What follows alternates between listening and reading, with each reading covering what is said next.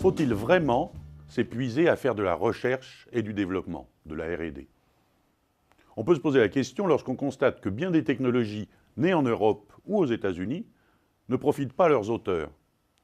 Ce sont la Chine, par exemple, ou le Japon, qui les transforment en produits et en tirent tout le bénéfice. Ce fut le cas pour les écrans plats, le photovoltaïque, les batteries lithium-ion. Les exemples ne manquent pas, et c'est très frustrant. Alors bien sûr, la réponse n'est pas de laisser tomber la R&D, mais d'en faire davantage. Davantage, c'est-à-dire de ne plus se limiter à la recherche sur les technologies, les nanos, les biotech, les technologies de l'information, mais de booster également une autre forme de recherche, celle sur les outils de production. Une R&D qui assurera que les produits nouveaux issus des nouvelles technologies seront fabriqués par ceux qui les ont mis au point. Que les usines du futur seront là où les produits du futur ont été imaginés. Les États-Unis et l'Europe redécouvrent cette réalité après avoir négligé le sujet depuis des lustres. La R&D sur les systèmes de production avancés, sur l'advanced manufacturing, revient au premier plan, et c'est tant mieux. Pourquoi cette R&D est-elle indispensable?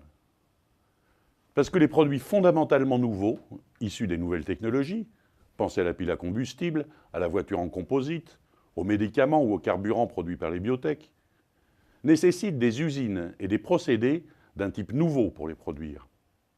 Et pour que ces usines existent, il faut 1. Des lignes pilotes qui valident les prototypes et leurs moyens de production. 2. Mettre au point des systèmes de production spécifiques pour la fabrication de masse. On ne fabrique pas les produits de demain avec les outils d'hier. La voiture en composite, par exemple, mettra en œuvre des procédés radicalement différents de ceux utilisés pour la voiture en acier. Et il faut les inventer, ces procédés. Dans ce schéma, les lignes pilotes jouent un rôle crucial. Car là où elles sont installées, s'installeront très probablement les usines. On en a eu l'exemple avec les écrans plats. Inventés en Europe et aux États-Unis, leur production a été trustée par le Japon. Pourquoi? Parce que le premier, il a mis au point ses lignes pilotes, puis, dans la foulée, il a inventé les procédés de fabrication de masse. Le problème est que mettre au point ces outils nécessite des investissements considérables. Le coût de la R&D sur les lignes pilotes est de 5 à 10 fois plus élevé que celui de la R&D sur les technologies. Elle est donc extrêmement risquée pour les entreprises. Résultat, sans un important financement public, pas de ligne pilote, pas d'outils de production de masse, pas d'usine et donc pas de produits. Vous pouvez mettre au point les technologies les plus avancées qui puissent s'imaginer, vous n'en tirerez aucun profit. La prise de conscience de l'importance de cette R&D s'est faite simultanément aux États-Unis et en Europe.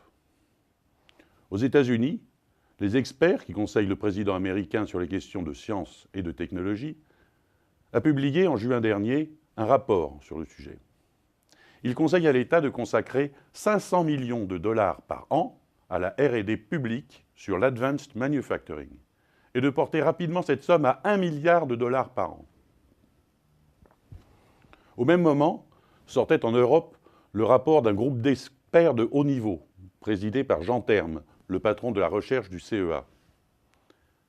Chargé par la Commission européenne de définir les technologies clés pour le futur, il insistait lui aussi fortement sur la nécessité d'un financement public de la recherche sur les outils de production.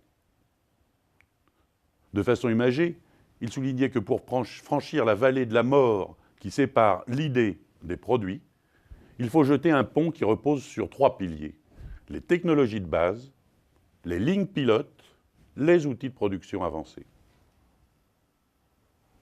Aux États-Unis, le président Obama s'est déjà saisi du problème. Il a notamment créé des structures communes au département de la Défense, du Commerce et de l'Énergie pour travailler sur le sujet. Mieux, il vient de proposer la création d'un réseau de 15 instituts dédiés à l'advanced manufacturing. Un programme d'1 milliard de dollars pour la seule année 2013. En Europe, la Commission européenne a également pris en compte le sujet. Elle a suivi les recommandations des experts de haut niveau. La R&D sur la production avancée sera financée dans le prochain programme cadre Horizon 2020 qui débute en 2014. Espérons qu'en France, les décisions qui seront prises à propos du financement de la recherche ne mettront pas d'accorder la place qui lui revient à cette R&D de toute première importance.